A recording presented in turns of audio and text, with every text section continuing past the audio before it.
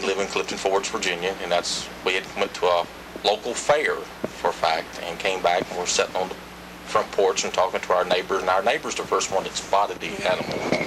It made a swoop, and he said, "What was that?" And we looked, and it came back around, and that's when we all got to kind of stepped out and seen what it was, but it was huge. It could have picked a human being up and just cured him off if it really wanted to. And it was just awesome to see. And it amazed me that it made a second and kind of like so you could actually see the animal and just see the wingspan, which would just look like it just went forever. And then when it made the last swoop, it just kind of went up in the sky and just disappeared. Was there an unusual shape to its head, maybe? Yes, it was. It was kind of hard to explain. It was kind of round, kind of long, kind of pointed, kind of like. Anything on the back of the head? Couldn't really tell because it was more like the underbody that we seen, because it was kind of up like this at an angle. Because you can kind of, just look up and see. Swooping. Yeah, he was just sailing. He just wasn't flopping. He was just sailing. But you can feel the wind off of it. You can feel the breeze. That's how close he was always. Came off. Wow. Yeah. It was really awesome. But he looked like the ones that was back in the dinosaur days. Como la murciélago. Said it's almost like a bat, almost. Like a bat? It has no skin, like it has no feathers on it, it's just skin. Weren't they bats though?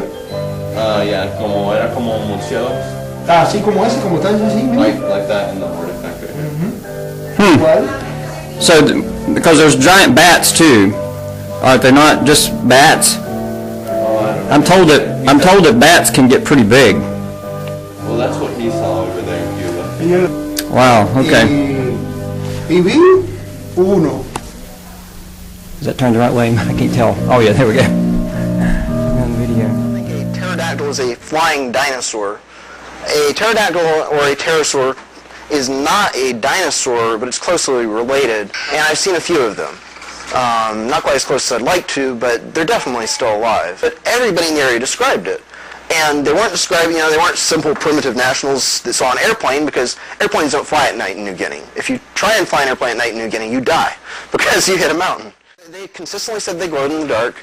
In November, year before last, an American researcher, Paul Nation, went out there and videotaped in the mountains in the middle of the night lights flying down through the mountains, some large bioluminescent animal. And the guy was like, well, for years I've been seeing these really weird shooting stars, because out here, shooting stars don't go down, they go up, or they go down, or they curve, they go at different angles, they hover in one place. So we went out there and started looking into it, and there were pterosaurs everywhere, and all I ever saw was the light. I was in an area where people were saying that they saw live pterosaurs, and I'm seeing all these lights go around.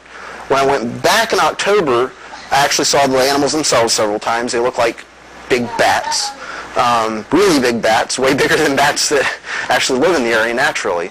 And every now and then, my best sighting, so to say, I didn't actually see the animal's body. It landed across from me in the field. Starts screeching, has a very deep, raspy screech.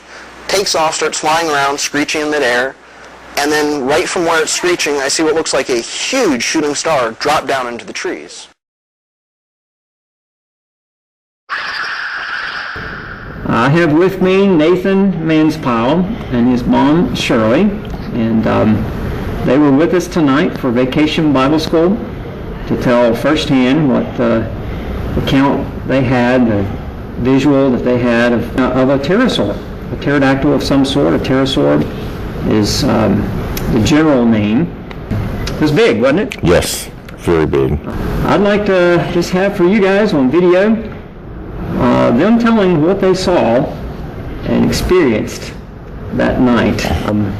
We'd said 1995? Yeah, somewhere around about 95. It was, I must say late June, because early July, because it was real warm when we came back from a carnival. And we was out on my front porch, and it was early in the morning, 1, 2, 3 o'clock in the morning. Our neighbor came over, we were sitting and talking, and all of a sudden he made this big jump and said, "What was that?" And I'm like, "What?" He said, "It was a big bird." I said, "What do you mean a big bird?" He said, "It's big enough to carry me away." Wow. And I could feel the air off of a wing, because it was quiet. It was nothing stirring that night, but when that flew over, you can feel the air. Now you were on your front Porch, stand on my front porch here in Clifton Forge. You were standing then. He got up. He jumped up and saw that. Did he jump out? No, he was actually standing kind of out on a concrete step. Okay. And when the bird flew, he was standing out where he got a view of it. And that's what kind of startled him and scared him. And he jumped up onto the porch. And then I said, "What was it?" And he said, "It was a giant bird." So I stepped off onto the concrete to see what it was. I was looking to see. And I said, "Where'd it go?" Then it came back around from behind the house. And you can see a shadow from the street light that it was a huge animal. The wingspan was huge. It was real long and wide. And you can feel the air. No sound, just the air that was when they were flopping the wing. And it kind of disappeared. And I said, "Man, I like to saw it again." And it came back and it came kind of toward us. And you can see a long, pointed shape looking head, and it still didn't make any noise, and you can still see the big wingspan. So its mouth was closed? Yeah. It didn't have a mouth open. It was just like my hand. It just kind of It was like sailing.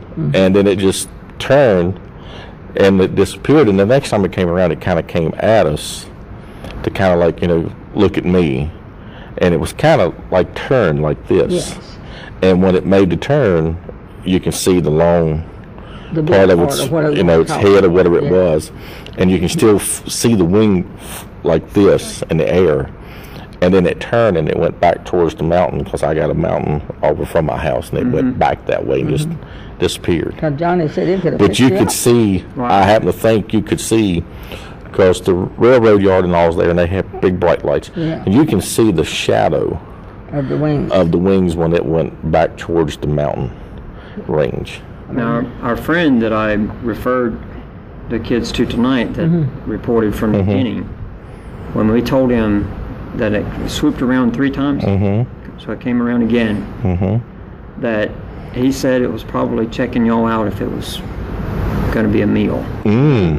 That's what he said. Glad we got back on the porch. That's probably because we did. Because when it came back the third time, because what I said, "My goodness, I like to saw it again, just make sure I was seeing what I was seeing." And it came back the third time. It came back towards us this time, and then it just turned and went away, and it went back towards the mountain range. And I'm like, the good Lord just let us see something that people say don't exist. Kids are playing with them. But that's what it looked like, just like Yes. that. He was a big baby. Yes. So just for the sake of clarity, you give me permission to put this on YouTube? Yes. So would you describe what you saw that night Yes. in 1995 Yes. a pterodactyl? No doubt in my mind that's what we saw. But I bet the head wouldn't have been up like this. Yeah, it was more turned this way and kind of straight down, because it came back like, look at me, or I'm checking you out. That's more based on probably what it was. We did get back on porch. Yeah. Probably. I didn't scare me. No, it didn't. I really wasn't scared of it. I mean, At first, when he jumped, I didn't know what he saw, and he said it was a giant bird, and I'm like, giant bird? Okay. And when I stepped out and it came back around the opposite direction, I don't want to say I was scared of it, but it kind of startled me. I wasn't expecting something to be that size in the air. I thought maybe a buzzard or something. I said, what was that? And she said, "What was that?" I said, "It's a big bird."